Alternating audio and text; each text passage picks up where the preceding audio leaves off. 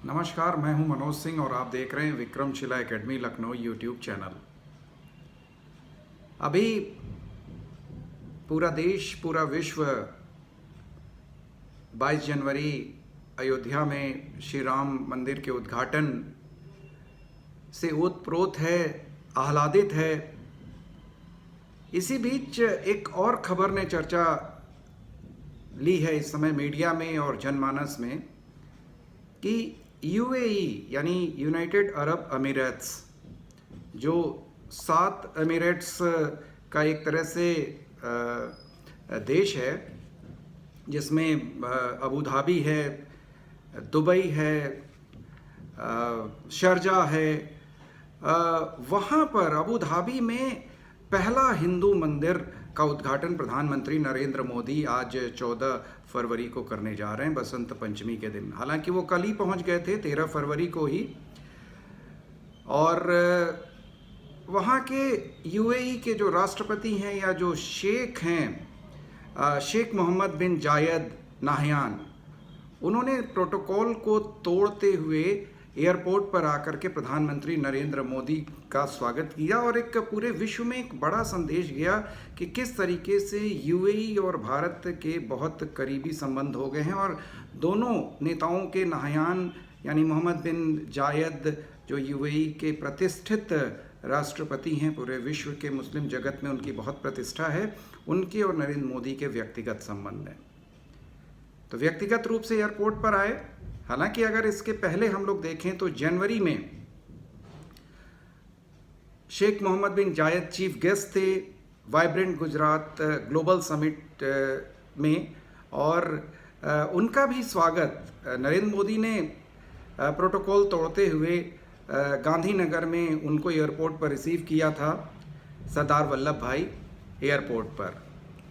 तो अयोध्या मंदिर के बाद जो इस मंदिर की चर्चा हुई, जो यूएई में अबू धाबी में बन रहा है, या उद्घाटन उसका आज हो गया, और जिसके बारे में कहा जा रहा है कि यूएई में ये पहला हिंदू मंदिर है।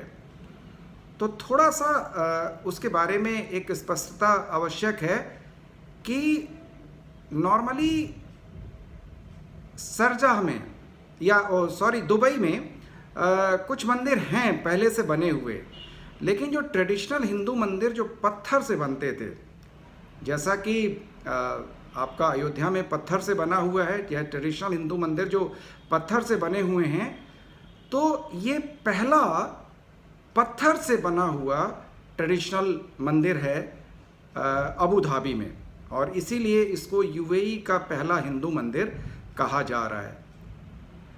जैसा कि पहले ही मैंने चर्चा किया कि यूएई यानी संयुक्त अरब अमीरात यानी यूनाइटेड अरब अमीरात्स, जो 7 अमीरात्स का एक देश है, जिसमें दुबई, अबू धाबी, शारजाह आदि हैं। और पीएम मोदी अभी कल ही गए थे, 13 और 14 फरवरी की उनकी यात्रा है। कल उन्होंने इंडियन डायस्पोरा को संबोधित किया, बड़े पैमाने पर जो वहाँ पर भारतीय लोग रहते हैं उनको संबोधित किया। आपको जानकर आश्चर्य होगा कि लगभग पूरे यूनाइटेड अरब अमीरात्स में 33 लाख भारतीय रहते हैं, जबकि कुल आबादी जो है यूनाइटेड अरब अमीरात्स की लगभग 96-97 लाख है। तो आप समझ सकते हैं कि वहाँ पर भारतीय लोगों का वर्चस्व, प्रभुत्व कितना ज़्यादा है, और भारत को वहाँ से कितनी ज़्यादा विदेशी मुद्रा वहाँ से हासिल होती है। अब हम चर्चा करते हैं इस मंदिर के बारे में। तो मंदिर काफ़ी भव्य बना है, और इस मंदिर का निर्माण बीएपीएस, जो राधा स्वामी मंदिर, जो आप लोगों को अक्षरधाम वाला मंदिर आप लोगों ने देखा होगा राधा स्वामी मंदिर का, इसी प्रकार से गांधीनगर में गुजरात में राधा स्वामी का मंदिर बना हुआ है। तो ये जो अबू धाबी वाला मंदिर है, ये भी बीएपीएस यानी बोचसन वासी अक्षर पुरुषोत्तम स्वामी नारायण संस्था द्वारा ये मंदिर बनाया गया है। और ये जो स्वामी नारायण संप्रदाय के लोग हैं, ये लोग बेसिकली हिंदुइज्म का जो वैष्णव संप्रदाय है, यानी जो लोग विष्णु को मानते हैं, विष्णु के स्वरूपों को मानते हैं, विष्णु के रूप को मानते हैं, ये उन्होंने बनाया है। अगर हम बात करें BAPS यानी जो स्वामीनारायण मंदिर के जो निर्माता हैं, इनके नेटवर्क में पूरे विश्व में 1550 से के लगभग मंदिर हैं पूरे विश्व में। भारत में तो आप लोगों ने देखा ही होगा अक्षरधाम मंदिर दिल्ली का, या गांधीनगर गुजरात में अक्षरधाम मंदिर। इसी प्रकार से BAPS के जो मंदिर हैं वो विश्व के तमाम देशों में हैं, जैसे London, Houston, Chicago, Atlanta, Toronto, Los Angeles, इसके अलावा नैरोबी। और अगर हम BAPS संस्था की बात करें तो लगभग 3850 सेंटर हैं इनके पूरे विश्व में, और लगभग 17,000 वीकली असेंबली ये लोग अरेंज करते हैं ग्लोबली पूरे विश्व में। BAPS के जो स्पोक्स पर्सन हैं उनके अनुसार आखिर अबू धाबी में इस मंदिर को बनाने का प्रारंभ कैसे हुआ या विचार कैसे आया, तो BAPS स्पोक्स पर्सन कहते हैं कि उनके जो वर्तमान में जो 10वें गुरु तथा प्रमुख स्वामी महाराज हैं, उन्होंने तय किया कि चूँकि यहाँ पर बहुत भारतीय रहते हैं अबू धाबी में, और विश्व के लगभग सभी कोनों में स्वामी नारायण के मंदिर हैं, तो क्यों ना UAE में भी स्वामी नारायण मंदिर की स्थापना की जाए, अबू धाबी में मंदिर की स्थापना की जाए। और ये तय किया उन्होंने 5 अप्रैल 1997 को कि अबू धाबी में अक्षरधाम का मंदिर बनाया जाए। इसके पीछे उनका उद्देश्य जो पहला था कि वहाँ पर जो तमाम जो हिंदू लोग रह रहे हैं उनको जो पूजा पाठ के लिए स्थान मिल सके। इसके अलावा विभिन्न देश के लोग इस मंदिर के माध्यम से एक दूसरे के साथ जुड़ सकें, एक दूसरे की संस्कृति को जान सकें, एक दूसरे के धार्मिक मान्यताओं को जान सकें। जैसा कि मैंने पहले ही कहा कि UAE की कुल आबादी लगभग 96 लाख है, जिसमें अकेले भारतीय लोगों की संख्या 33 लाख है और जिनकी वहाँ पर काफ़ी प्रतिष्ठा है। अब इस मंदिर की भव्यता की बात करते हैं। अभी तक आप लोग अयोध्या श्री राम मंदिर की भव्यता की चर्चा सुन रहे थे, लेकिन ये मंदिर भी काफ़ी भव्य है। और जैसा कि मैंने पहले ही बताया कि स्टोन का बना हुआ मंदिर है और पूरे 27 एकड़ में ये पूरा मंदिर फैला हुआ है, जिसमें लगभग 13.5 एकड़ में मंदिर कॉम्प्लेक्स है और 13.5 एकड़ में पार्किंग एरिया है। और पार्किंग एरिया में 1400 कारें एक साथ खड़ी हो सकती हैं, प्लस 50 बसें इसमें खड़ी हो सकती हैं। जैसा कि प्रधानमंत्री मोदी ने भी भारतीय लोगों को संबोधित करते हुए अबू धाबी में कहा कि इस मंदिर के निर्माण में UAE के राष्ट्रपति शेख मोहम्मद बिन जायद का महत्वपूर्ण योगदान है, और उन्होंने 13.5 एकड़ भूमि जो है इस हिंदू मंदिर के लिए गिफ्ट की है 2019 में।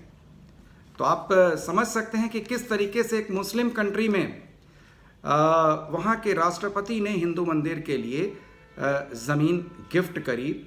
अब थोड़ा सा हम लोग बात करते हैं इस मंदिर की विशेषताओं के बारे में कि आखिर ये मंदिर क्यों इतना चर्चा में है, क्या इसकी विशेषता है। तो इसकी अगर हम ऊंचाई की बात करें तो इसकी ऊंचाई जो है वो 108 फीट है, लंबाई 262 फीट है, चौड़ाई 180 फीट है, और ये राजस्थान के गुलाबी बलुए पत्थर से बना हुआ है। और जो इसका इंटीरियर है, यानी जो मंदिर के अंदर जो पत्थर लगा हुआ है वो इटालियन मार्बल है। इटालियन मार्बल का इसमें इस्तेमाल किया गया है, और 20,000 टन पत्थर और मार्बल का इसमें इस्तेमाल किया गया है, जो 700 कंटेनरों से यहाँ पर लाया गया। इसकी अगर हम खर्च की बात करें तो 700 करोड़ रुपए का खर्चा इसमें आया है। इस मंदिर में 7 शिखर हैं, बहुत भव्यता देते हैं वो शिखर, और उनके बारे में कहा भी जा रहा है कि वो जो संयुक्त अरब अमीरात के जो 7 अमीरात हैं उनको वो एक तरह से उनको वो प्रेरित है या उनको वो समर्पित है। मंदिर में कुल 2 मुख्य डोम हैं, जो गुंबद जो हम लोग बोलते हैं, गोल ऊपर गुंबद होता है। पहला जो गुंबद है उसको बोला गया है डोम ऑफ हार्मनी और दूसरे को डोम ऑफ पीस बोला गया है। और इसमें जो नक्काशी की गई है इसकी दीवारों पर पृथ्वी, पानी, अग्नि, वायु और पेड़ की, और यहाँ पर एक दीवार बनाई गई है जिसको वॉल ऑफ हार्मनी बोला गया, और ये यूएई की सबसे लंबी वॉल कही जा रही है। और 3D प्रिंटिंग के द्वारा इस वॉल को बनाया गया है। और जो हार्मनी जो शब्द है उसको 30 विभिन्न प्राचीन और आधुनिक भाषाओं में लिखा गया है, जिससे कि पूरे विश्व में जिस तरीके से आजकल अशांति फैली हुई है, तो विभिन्न देश, विभिन्न लोग एक दूसरे के करीब आए, हार्मनी फैले। अब इस मंदिर में एक बहुत बढ़िया चीज़ की गई है कि मंदिर के चारों तरफ जो होली रिवर्स हैं हमारे देश की, गंगा और यमुना, उनके पानी की एक नहर जैसी बनाई गई है। और इसके अलावा सरस्वती, चूँकि अदृश्य नदी हैं, आपको पता ही होगा प्रयाग में गंगा यमुना सरस्वती का संगम है और सरस्वती जी वहाँ पर अदृश्य हैं। तो गंगा यमुना का पानी यहाँ पर मंदिर के चारों ओर एक नहर बना करके उसमें डाला गया है, और सरस्वती जी की अदृश्यता को दिखाने के लिए सफ़ेद रंग के मार्बल का उसमें इस्तेमाल किया गया है। अब प्रश्न ये उठता है कि ये जो मंदिर है BAPS द्वारा, स्वामी नारायण संस्था द्वारा बनाया गया मंदिर, क्या ये हिंदुओं के लिए ही खुला है? तो नहीं। आपको जानकर खुशी होगी कि BAPS द्वारा जितने भी विश्व के मंदिर हैं वो सभी धर्मावलंबियों के लिए खुले हुए हैं। BAPS स्पोक्स पर्सन कहते भी हैं कि किस तरीके से इस मंदिर में सभी धर्म के लोगों का सहयोग मिला है। स्पोक्स पर्सन कहते हैं कि किस तरीके से ये मंदिर है उस पर एक मुस्लिम, उसे उसकी ज़मीन किसने दी? एक मुस्लिम राजा ने हिंदू मंदिर के लिए ज़मीन दान दी। इस मंदिर के जो मुख्य आर्किटेक्ट हैं वो एक कैथोलिक क्रिश्चियन हैं। इसके जो प्रोजेक्ट मैनेजर हैं वो सिख हैं, और इसके जो फाउंडेशनल डिज़ाइनर हैं, यानी जो फाउंडेशन इसकी बनी हुई है उसके जो डिज़ाइनर हैं वो बुद्धिस्ट हैं। इसके अलावा इस मंदिर को जो कंस्ट्रक्शन कंपनी बना रही है वो उसके ओनर्स पारसी हैं, और इस मंदिर के जो डायरेक्टर हैं वो जैन हैं। तो इस तरीके से सभी धर्म के लोगों का सहयोग इसमें हासिल है इस मंदिर को बनाने में। तो निश्चित रूप से एक बहुत ही शानदार कदम, भारत और यूएई करीब आए, और भारतीयों के लिए भी ये बेहतर होगा, यूएई के लिए भी बेहतर होगा। और जिस तरीके से प्रधानमंत्री मोदी ने चर्चा भी करी कि ये एक मील का पत्थर साबित होगा भारत और यूएई के आपस के संबंधों के लिए। तो आज इस वीडियो में बस इतना ही। आपसे अनुरोध है कि Vikramshila academy Lucknow YouTube channel को आप अधिक से अधिक संख्या में सब्सक्राइब करें, लाइक करें और शेयर करें। नमस्कार, जय हिंद, जय भारत।